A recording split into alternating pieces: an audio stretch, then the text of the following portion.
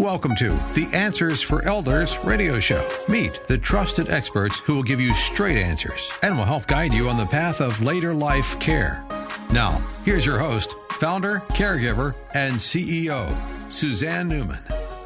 And welcome, everyone, to Answers for Elders radio network, heard across the USA and on your favorite podcast channel. And we are very adamant that the only type of people that come to our podcast platform are those that are at the top of their game. People that you can trust, people that are long-standing providers in our industry. And we know the struggle every day that people go through in their everyday as they start to age. And when we find superstars like you, who you're about to meet here very soon, you are about to meet Joan Rettmann, who is the Regional Director of Sales and Marketing in the Greater Seattle area for Transforming Age, who actually works with Skyline Seattle. And you guys, I know my listeners have heard of Skyline. I rave about the community. It's one of my favorite communities ever that I've ever seen. It's just unbelievably beautiful. And Joan, welcome to Answers for Elders, because we have a big conversation to talk about Skyline and all the great things that it offers seniors. Thanks, Suzanne. It's really great to be here. I'm glad you're here because we have been just in awe. I think about the first time I stepped in to Skyline and the valet came and got my car and they took care of me, and I walked into the front lobby area and there's just this bright, beautiful space. And, you know, what strikes me about Skyline is, yes, we live in gray Seattle, you know, a lot of the days, but everything's bright there. Everything is lively and everything is just so fresh and welcoming. And I really want to emphasize this as we're talking about it. I know your role obviously is Regional Director of Sales and Marketing, and obviously you probably know this community better than anyone because you work with families and, you know, basically the marketing to bring this community to the world. What do you find that is so special about Skyline? You know, I think that Skyline in particular has an extra special place in my heart because this is actually where I got my start in the industry 15 years ago. My very first role in senior living was to be part of the sales and marketing team to open this amazing, beautiful new community that was going to open in about a year from the time that I started there, offering this amazing product, if you will, the Life Care Type A contract for folks to move in as independent residents and then have the promise of all of the care levels that they could need possibly in the future to be available for them. What I've seen now that fast forward 15 years later, we are celebrating our 15th anniversary this fall with Skyline, is seeing the continuum of care work as it should. Many residents that moved in 15 years ago are still here. Many of them have utilized what we call the Terraces at Skyline and have used the various components to our continuum of care. And it's been really lovely to see all of that support in place just as it was intended to. Yeah. Well, you know, when you walk in, the thing that's amazing is there's multiple towers. And obviously you have I don't remember the names of the towers, so you're going to have to help me. I think it's Cascade is correct. The one that you walk into. And that's mostly independent living. Am I correct on that? Because that is correct. And then you walk across and you go to the Terraces, and which one is the amphitheater in?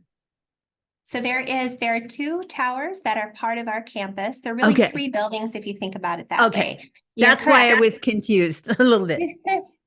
You got it. You walk into the Cascade Tower, as that's 198 apartments of independent living. And then our newest tower, our newest addition a couple years ago is the Olympic Tower next to us across the street. Yes. The third component to our campus is the Terraces, and that's where all of our care support lives. So that's our assisted living, memory support, and skilled nursing.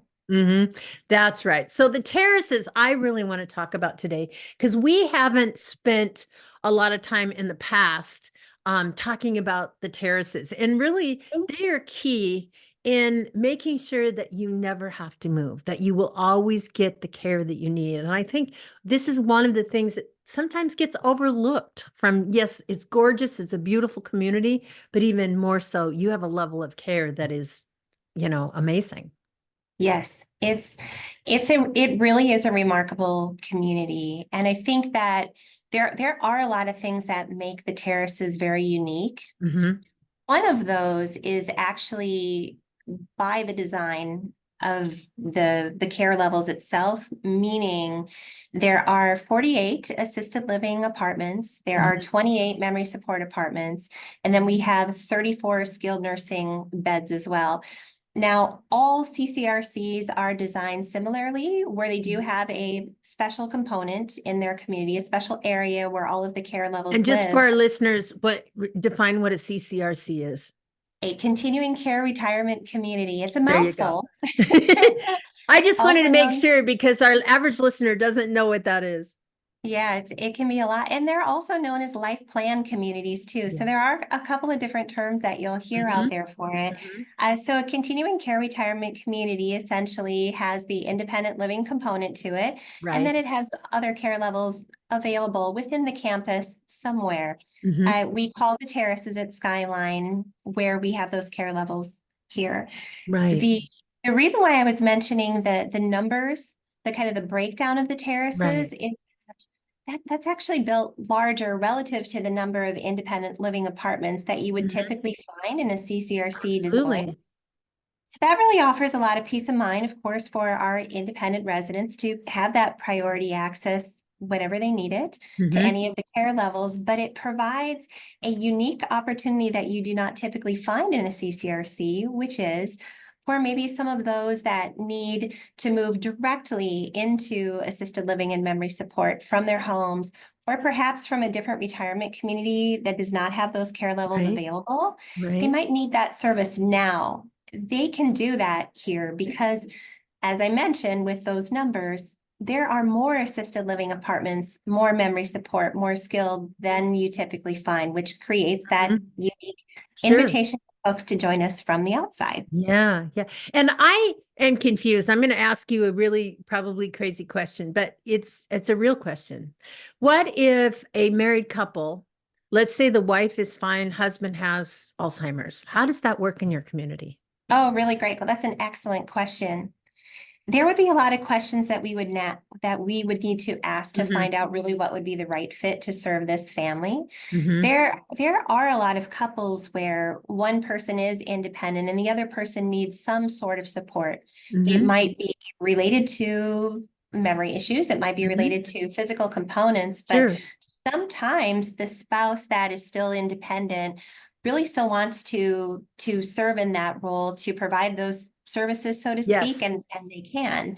And if that all seems fine and the couple's needs are both met well, they could possibly live in independent living together first, potentially, That's depending again on the amazing. overall picture. I think that that's the fear in many, couples is that I don't want to leave my husband. I don't want him to be Yes. taken away from me. This is a very complex situation. And a lot of times in a senior living situation, they have to be separated. Yes.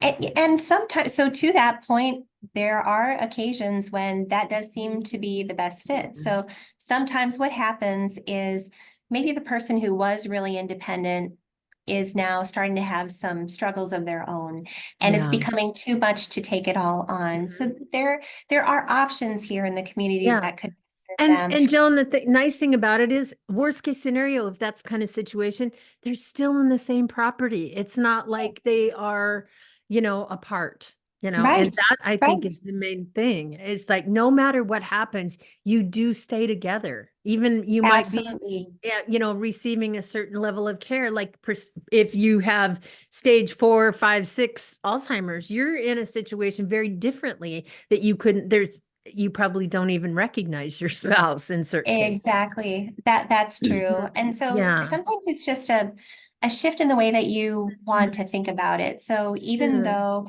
the terraces is right there, and it might mean having one Mhm. person live there and the other person still in independent living, think about it as just a larger house. And it's just a little bit of a longer hallway to walk down to spend time together. Yeah. It's a hard decision sometimes for family members to make, but it does seem like once the move happens and everyone's settled in a little bit, everyone's taking a breath at that point and feeling like, okay, now I understand. I'm feeling the support, and this was the right decision, and it's great. Absolutely. Absolutely. And so, Joan, obviously, you've mentioned life care communities and CCRCs, continuing care retirement communities. Tell us a little bit, I guess, about the, first of all, they take care of you forever. What's the biggest misperception of life care communities? A really great question. I would say that, a lot of people don't necessarily know what life care Mhm. specifically They don't. is. So a quick mini lesson on that. There are three core types of CCRCs, Mhm. continuing care retirement communities, Mhm. AKA life plan communities that exist. There's type A, type B, and type C. Mhm. Within those contract types, if you will, the type A contract is attached to the term life care. That's actually Right. different than life plan. Life plan Got is it. the umbrella term in Mhm. which A, B, and C fall under. So type A and life care are one and the same. Mhm. There's only one of those communities in Seattle, and that would be Skyline. There are two Amazing. others on the east side, but only one that is here in Seattle. Mhm. What that means specifically, how it's different than a B or a C, is that under the life care plan, you have priority access to higher levels of care at a fraction of what the market rate cost would normally be for any care level as long as you need it. So it really serves kind of like if you think of the best possible long-term care insurance policy you could Sounds buy, like that it. would be similar to having that here at Skyline. Yeah. Where type B and C are a little different. A B can offer some discounts, but it's limited in some way or limited to the Mhm. care levels. And a Sure. C is paying market rate. So type A offers the greatest peace of mind for Yeah. financial protection in the future. And our residents really love that. The important thing to know about that, though, is that it's important to understand how that works. So there are certain things that you need to explore when you come into the community and you talk to a sales and marketing team member to make Mhm. sure that you qualify for it, because there are Sure. certain pre-existing conditions that would prohibit that, age requirements and such. So you want to talk that through to understand what that looks like. That can all Mhm. be part of the planning process when considering moving. So it's always good to get a head start in looking at your plans to see Yeah. if that's a fit for you. I'm just curious, what's the average for moving into independent living? What would you say is the average age that people start looking? Yeah, what a great question. A lot of people start looking when they're in their 70s. We actually had a couple move in their 60s recently. I Hmm. think it's about really understanding what community is the right fit for you by spending time in it, having conversations with residents, with the team that works there to see if it feels right. Each community has a different culture, Sure. a different flavor. And by spending that time, you really get a good understanding of that. So many people, when they initially call or request information, they say, I'm not really ready for this yet. I'm just taking a look now. But Mhm. after they come in and they see for the first They time, see they're it and it's like, oftentimes wow, surprised. you have wine tasting on Tuesdays. Oh, Yes, wow, you have 4 dining rooms. Oh, yes, wow, I don't have to pay for yard work. yes, I mean, exactly. I think what's interesting about the aging as the baby boomers are aging and going into retirement, they're redefining it. Um, there's a lot of changes, as the baby boomers are into retirement, they're not doing what our parents did. So they want to downsize. They want to be in a situation where, they have lower maintenance for themselves. And so they'll go into a place like a life care community where they can have a community where they live, they can have the social aspect. But then the great thing is, I can take off and fly to Florida for 6 weeks if I want. I think Exactly. that's the beauty of being in a community like yours?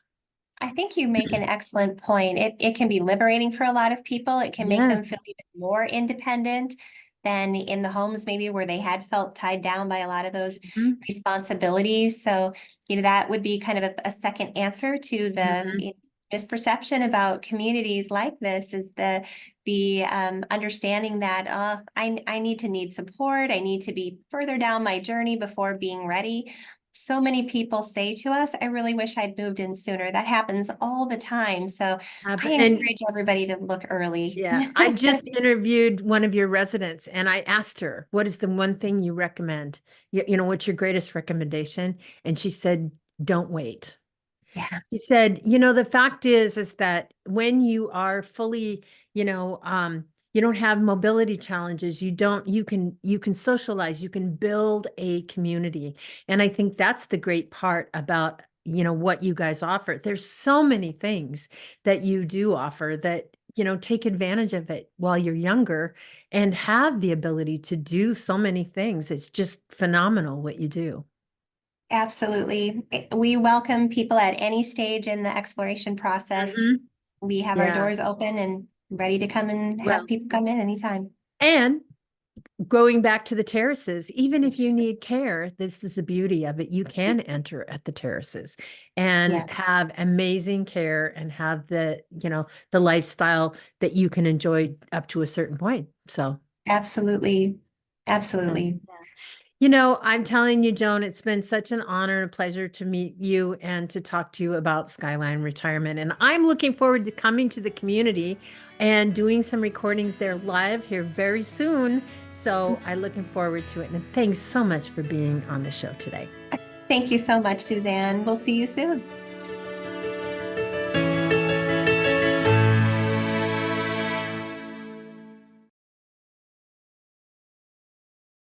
We at Answers for Elders thank you for listening.